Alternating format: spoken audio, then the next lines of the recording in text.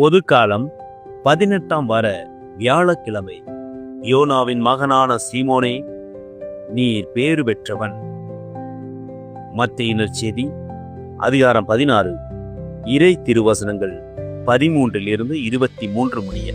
கண்களால் கடவுளை தேடுவதாலே கண்டவாறு பெயரினை சூட்டுகிறோம். மனதினால் மாபரனை தேடும்போது மனிதனின் சொல்மீறி சிறப்பானே.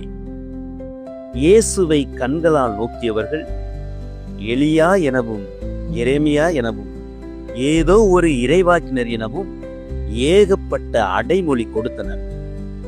மெசியா, நீர் வாழும் கடவுளின் மகனென சீமோன் பேதுரு மனதினால் தேடினார். இதை வெளிப்படுத்தியது இறை தந்தை என இயேசு விண்ணக வாயிலின் பொறுப்பு தந்தார்.